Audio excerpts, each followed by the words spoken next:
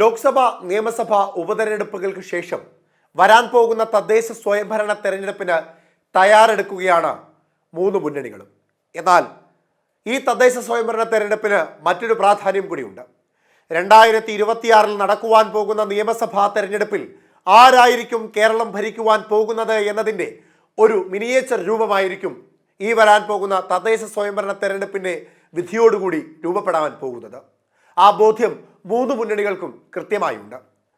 ഭരണവിരുദ്ധ വികാരം കേരളത്തിൽ ഉണ്ടോ എന്ന് ചോദിച്ചാൽ തീർച്ചയായും ഭരണവിരുദ്ധ വികാരമുണ്ട് എന്ന് തന്നെ പറയുന്ന, അല്ലെങ്കിൽ അതിൻ്റെ തെളിവുകളായി പുറത്തു വരുന്ന തെരഞ്ഞെടുപ്പ് ഫലങ്ങളാണ് ലോക്സഭാ തെരഞ്ഞെടുപ്പിൻ്റെ ഉപതെരഞ്ഞെടുപ്പിലും നിയമസഭാ തെരഞ്ഞെടുപ്പിലെ ഉപതെരഞ്ഞെടുപ്പിലും തദ്ദേശ സ്വയംഭരണ തെരഞ്ഞെടുപ്പിലെ ഉപതെരഞ്ഞെടുപ്പിലും ഒക്കെയായി നമ്മൾ കഴിഞ്ഞ ദിവസങ്ങളിൽ കണ്ടുകൊണ്ടിരിക്കുന്നത്. അതുകൊണ്ട് തന്നെ തദ്ദേശ സ്വയംഭരണ തെരഞ്ഞെടുപ്പ് താഴെത്തട്ടിലെ ജനങ്ങളുടെ ജനവികാരം പ്രതിഫലിപ്പിക്കുന്ന ഒരു തെരഞ്ഞെടുപ്പാണ് എന്ന ബോധ്യം കോൺഗ്രസിനും ഇടതുപക്ഷത്തിനും BJPക്കും ഉള്ളതുകൊണ്ട് തന്നെ തദ്ദേശ സ്വയംഭരണ തെരഞ്ഞെടുപ്പിൽ ജനങ്ങൾ തങ്ങൾ കേരളം ഭരിക്കണമെന്നാണ് ആഗ്രഹിക്കുന്നത് എന്നതിൻ്റെ ആദ്യ ഫലസൂചനയായി പുറത്തു വരയണം എന്ന ഉദ്ദേശം മൂന്ന് മുന്നണിക്കും ഉള്ളതുകൊണ്ട് തന്നെ തദ്ദേശ സ്വയംഭരണ തെരഞ്ഞെടുപ്പ് കാര്യമായി തന്നെ ഏറ്റെടുക്കുവാനാണ് മൂന്ന് മുന്നണികളും തീരുമാനിച്ചിട്ടുള്ളത്. ഇനി 2026 നിയമസഭാ തെരഞ്ഞെടുപ്പിൽ ആരായിരിക്കും കേരളം ഭരിക്കുക എന്ന ചോദ്യത്തിന് പ്രസക്തി ഏറെയുണ്ട്. കാരണം കോൺഗ്രസിനെ സംബന്ധിച്ച കോൺഗ്രസിൻ്റെ ഉൾപാർട്ടി പ്രശ്നങ്ങളും മുഖ്യമന്ത്രിയായി ആരെ കൊണ്ടുവരും എന്ന ചോദ്യത്തിന് കൃത്യമായി മറുപടി പറയാൻ കഴിയാത്തതുമൊക്കെ കോൺഗ്രസിനെ സംബന്ധിച്ച് വലിയ വെല്ലുവിളിയാണ്. കൂടാതെ ചില ജില്ലകളിൽ ബൂത്ത് തലത്തിൽ കോൺഗ്രസ് ശക്തിപ്പെടുന്നില്ല എന്ന കൃത്യമായ ആക്ഷേപം പാർട്ടിക്കുള്ളിൽ നിന്ന് ഉയരുന്നതുമൊക്കെ പാർട്ടിയെ പിന്നോട്ടടിക്കുന്നുണ്ട്. ഇടതുപക്ഷത്തെ സംബന്ധിച്ച് ഭരണവിരുദ്ധ വികാരമുണ്ട് എന്നത് എല്ലാ നേതാക്കന്മാർക്കും ബോധ്യപ്പെടുന്ന ഒരു കാര്യം തന്നെയാണ്.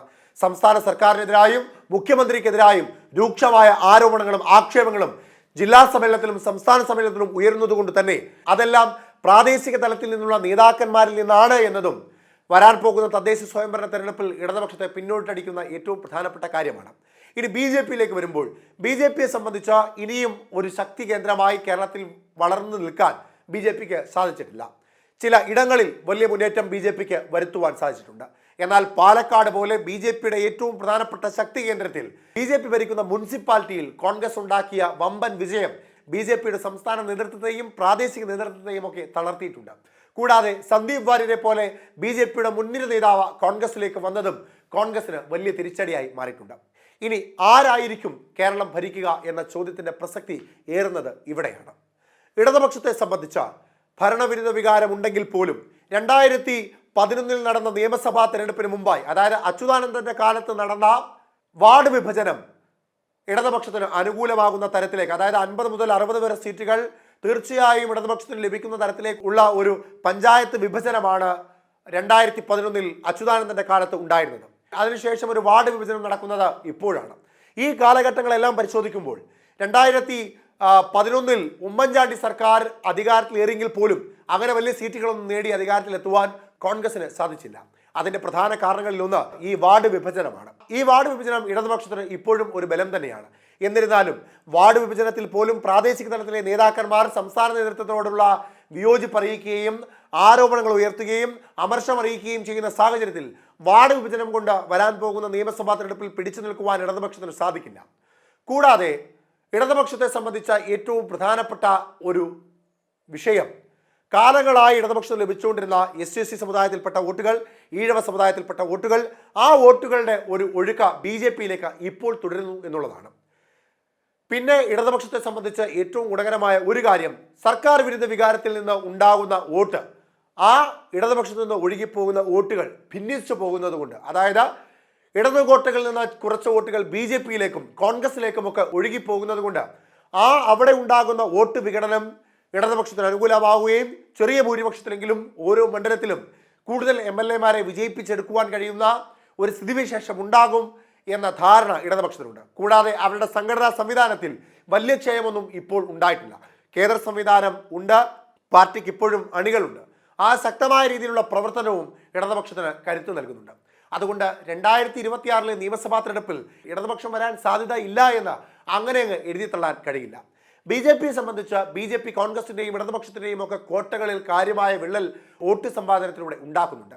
വരും കാലങ്ങളിൽ ഒരുപക്ഷെ BJPയും കേരളം ഭരിക്കാൻ സാധ്യതയുണ്ട്. പക്ഷെ 2026 അതിനുള്ള സാധ്യതയുണ്ടോ എന്ന് ചോദിച്ചാൽ ഇല്ല എന്ന് പറയേണ്ട സ്ഥിതിവിശേഷമാണ് ഇപ്പോൾ ഉള്ളത്.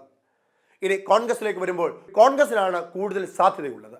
ഭരണവിരുദ്ധ വികാരം വോട്ടുകളായി ഒഴുകി വരുന്നതും കഴിഞ്ഞ തദ്ദേശ സ്വയംഭരണ തെരഞ്ഞെടുപ്പിലും കഴിഞ്ഞ നിയമസഭാ തെരഞ്ഞെടുപ്പിലും കഴിഞ്ഞ പാർലമെന്റ് തെരഞ്ഞെടുപ്പിന്റെയൊക്കെ ഉപതെരഞ്ഞെടുപ്പുകളിൽ കോൺഗ്രസിന് വലിയ മുന്നേറ്റം ഉണ്ടാക്കുവാൻ സാധിച്ചത് ജനങ്ങൾക്കിടയിൽ കോൺഗ്രസ് വലിയ മുന്നേറ്റം ഉണ്ടാക്കുന്നു എന്നൊരു വികാരം ഉണ്ടാക്കുവാൻ സാധിക്കുന്നുണ്ട്. വി.ഡി. സതീശനെ പോലെയുള്ള ഒരു പ്രതിപക്ഷ നേതാവിന് കൃത്യമായ രീതിയിൽ സർക്കാരിനെതിരായുള്ള ആരോപണങ്ങൾ, ആക്ഷേപങ്ങൾ ജനങ്ങളിലേക്ക് എത്തിക്കുവാനും സാധിക്കുന്നുണ്ട്. അതുകൊണ്ട് മാത്രമാകുന്നില്ല ഇപ്പറഞ്ഞ പ്രാദേശിക തലത്തിലെ വോട്ട് വിഭജനം അല്ലെങ്കിൽ സർക്കാർ വിരുദ്ധ വികാരത്തിൽ ഉണ്ടാകുന്ന വോട്ടുകൾ സ്വരുക്കൂട്ടിയെടുക്കുവാനുള്ള കരുത്ത് കോൺഗ്രസ് ഉണ്ടാകണം. അതുണ്ടാകണമെങ്കിൽ താഴെ തട്ടിലുള്ള ബലഹീനത കോൺഗ്രസ് പരിഹരിക്കണം. അത് പരിഹരിക്കുവാൻ തദ്ദേശ സ്വയംഭരണ തെരഞ്ഞെടുപ്പിൽ കൂടുതൽ മെമ്പർമാരെ വിജയിപ്പിച്ചെടുക്കേണ്ട ആവശ്യകത കോൺഗ്രസിനുണ്ട്. തദ്ദേശ സ്വയംഭരണ തെരഞ്ഞെടുപ്പിൽ ഒരു മിന്നുന്ന വിജയം കൈവരിക്കുവാൻ കോൺഗ്രസിന് സാധിച്ചാൽ സ്വാഭാവികമായും കോൺഗ്രസിന് ജനങ്ങൾക്കിടയിൽ സ്വാധീനം ഉണ്ടായി എന്ന ഒരു തരംഗമുണ്ടാവുകയും വിജയതരംഗത്തിന്റെ പുറത്ത് കോൺഗ്രസിന് നിയമസഭയിൽ വിജയിച്ചു വരുവാനും സാധിക്കും. തദ്ദേശ സ്വയംഭരണ തെരഞ്ഞെടുപ്പിന്റെ വിജയമാണ് കോൺഗ്രസിനെ 2026 നിയമസഭാ തെരഞ്ഞെടുപ്പിൽ ഈ കേരളം ഭരിക്കുവാൻ പ്രാപ്തരായോ ഇല്ലയോ എന്ന് തീരുമാനിക്കുന്നത്. അതുകൊണ്ട് തന്നെ കൃത്യമായ രീതിയിൽ താഴെത്തട്ടിൽ പ്രവർത്തിച്ചില്ല എങ്കിൽ ഇടതുപക്ഷം മൂന്നാമതും അധികാരത്തിലെത്തുവാനുള്ള സാധ്യതകൾ ഏറെയാണ്. അതല്ലാതെ കൃത്യമായ അച്ചടക്കത്തോടുകൂടി ആരോപണങ്ങളും ആക്ഷേപങ്ങളും പാർട്ടിക്കുള്ളിൽ നിന്ന് ഉയരാതെ കാത്തു സൂക്ഷിച്ചുകൊണ്ട് പ്രാദേശിക തലത്തിൽ തദ്ദേശ സ്വയംഭരണ തെരഞ്ഞെടുപ്പിൽ കൂടുതൽ നേതാക്കന്മാരെ, കൂടുതൽ പ്രവർത്തകരെ വിജയിപ്പിച്ചെടുത്താൽ, അടിസ്ഥാനപരമായി അടിത്തറ ബലപ്പെടുത്തിയാൽ കോൺഗ്രസിന് 2026 ഈ കേരളം ഭരിക്കുവാൻ സാധിക്കുമെന്നുള്ളതാണ് കണക്കുകളും ഒപ്പം സാഹചര്യങ്ങളും വ്യക്തമാക്കുന്നത്.